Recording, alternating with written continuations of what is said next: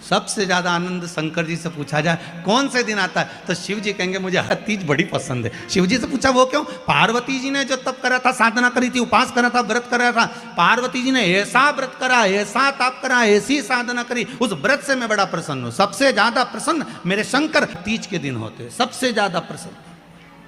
और माताओं से निवेदन रहा है, बार बार कहते हैं, आप अगर तीज का व्रत नहीं भी करते हो तो भी 5-6 वृक्ष की 7 वृक्ष की पत्तियों को तोड़कर तीज के दिन शंकर भगवान को समर्पित कर दो, शंकर जी उस व्रत को स्वीकार कर लेते हैं, इतने प्रसन्न हो जाते हैं मेरे दिल।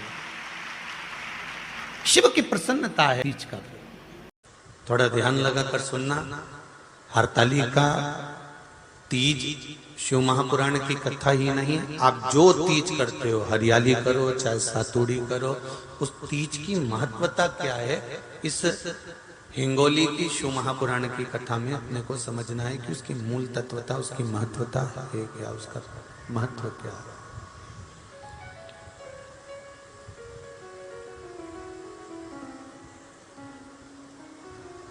भगवान ब्रह्मा, भगवान विष्णु और भगवान शिव, इन तीनों की जो अर्धांगिनियां, ब्रह्माणी, लक्ष्मी और पार्वती, इन तीनों ने तप कर कर, साधना कर कर ब्रह्मदेव को, भगवान विष्णु को और भगवान शंकर को प्राप्त किया। और तीनों ने प्राप्त कर कर तीनों देवताओं से वर मांगा कि वर हमको ऐसा दीजिए कि हमारे तप साधना का फल नारी को तीज के दिन प्राप्त हो जाए। अब देखिए जरा, एक ही व्रत से, एक ही उपवास से उसको संपूर्ण तप साधना का फल प्राप्त हो रहा, संपूर्ण तप साधना का फल उसको मिल रहा है, मात्र एक व्रत से। केवल एक व्रत कर रहे हैं और संपूर्ण तप साधना का फल उसको प्राप्त हो रहा है। ऐसा कोई व्रत, ऐसी कोई साधना, ऐसा कोई शंभो शरण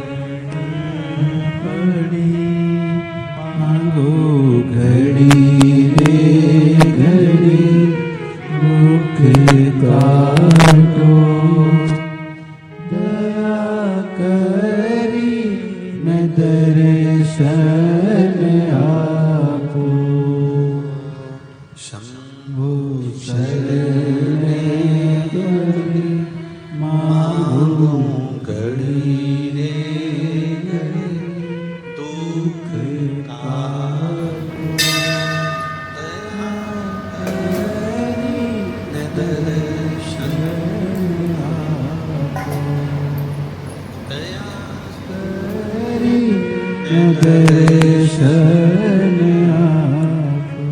तो ब्रह्माणी ने ब्रह्मदेव से मांगा, लक्ष्मी जी ने भगवान विष्णु से मांगा, पार्वती जी ने भगवान शिव से मांगा कि ऐसा वर दे दीजिए जिस वर से एक ही व्रत करने से संपूर्ण फल की प्राप्ति हो जाए, संपूर्ण फल मिल जाए। ऐसा एक व्रत का फल दे दीजिए, मात्र एक व्रत का। अब देखिए, हरियाली तीज करने वाली माताएं थोड़ा ध्यान से सुनना।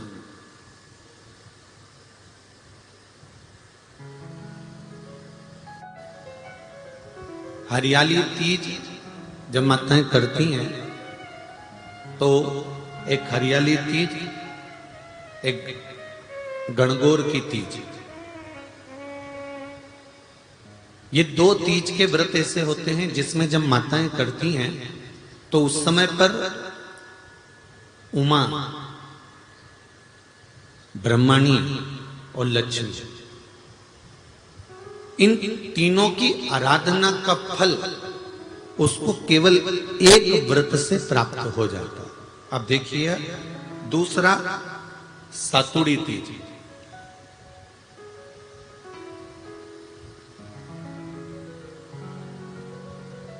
इसमें उमा और महेश्वर, उमा और महेश, ब्रह्माणी और लक्ष्मी, इन चार के व्रत तप का फल एक साथ सातुड़ी तीज के दिन प्राप्त हो जाता। अब आती है हरतालिका तीज। आप लोग करते हो हरतालिका? यहाँ लोग करते कि नहीं करते? करते हैं यहाँ पे हरतालिका? कौन कौन करता है? जरा हाथ उठाओ तो जरा। अरे सभी करते हो, रखो रखो, बहुत बढ़िया, बहुत अच्छी बात। एक आती है हरतालिका तीज। इस तीज का व्रत माता पार्वती बेलवृक्ष के आनंद के साथ में फुलेरा बनाकर करती है, और जिसमें इस हरतालिका में माता पार्वती जी के जितने जन्म पहले हुए हैं, माता पार्वती का जन्म तो 52वें नंबर का, 52 नंबर पे माता पार्वती का जन्म है। इससे पहले तो माता के 51 जन्म पहले हो चुके हैं, 51 जन्म माता पार्वती का पहले हो चुके हैं। तो वो जितने जन्म माता पार्वती पूर्व में ले चुकी हैं, ब्रह्माणी जितनी बार ब्रह्मदेव के साथ में विराजमान हो चुकी हैं, इंद्राणी जितनी बार इंद्र के साथ विराजमान हो चुकी हैं, और लक्ष्मी चाहे वो राधा के रूप में हो, चाहे वो रुक्मणी के रूप में हो, चाहे वो सतभामा के रूप में हो, चाहे वो यमुना के रूप में हो, चाहे वो गंगा के रूप में हो, जितनी बार माता लक्ष्मी ने रूप धारण करे हैं वो सब रूप में, और माता पार्वती अपने सारे रूप में, ब्रह्माणी अपने सारे रूप में, लक्ष्मी अपने सारे रूप में इस हड़तालिका तीज के व्रत को करने के लिए आतुर रहती हैं। और इस व्रत को कर एक दिन में ही संपूर्ण विश्व का जितना तप है, साधना है, उपवास है, सबका फल एक साथ एकत्रित कर लेती हैं केवल एक व्रत में, हड़तालिका तीज। अब एक बात ध्यान से सुनिएगा, सारे व्रत आपका अगर स्वास्थ्य खराब हो गया तो आप व्रत छोड़ सकते हो। जितने भी व्रत आप लोग कर रहे हैं पूर्व के, सोमवार, मंगलवार, एकादशी, छठ, पंचमी, चतुर्थी, अगर आपका स्वास्थ्य खराब है तो आप उस व्रत को छोड़ सकते हो, सारे व्रत को छोड़ सकते हो। पर तीज का जो व्रत होता है, हरतालिका जो व्रत होता है, ये व्रत एक बार लेने के बाद जब प्राण छूटते हैं तभी ये व्रत समाप्त होता है, अन्यथा बीच में ये व्रत समाप्त नहीं।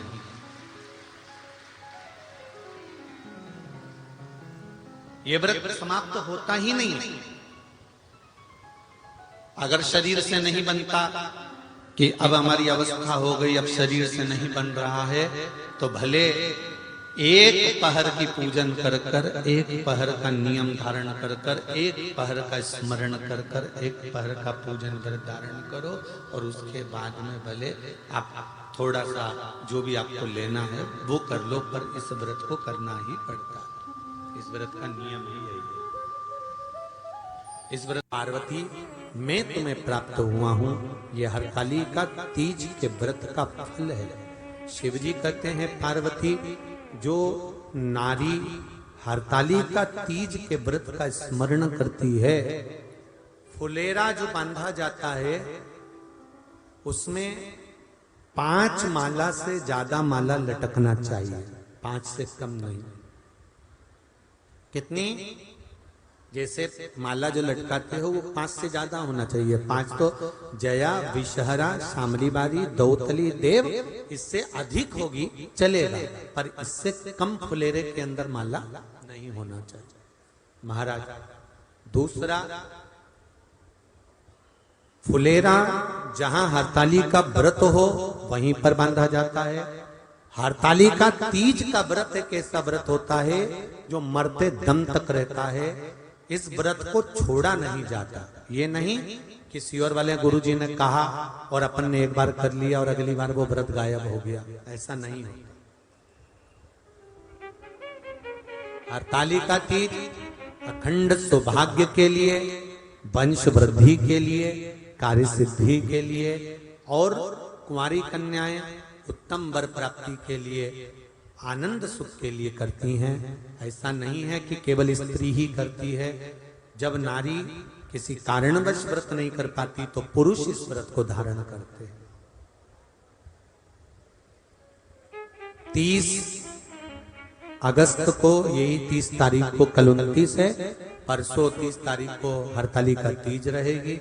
आप सब अपने हृदय से, मन से इस व्रत को कर कर अपने जीवन को सार्थक बनाइएगा।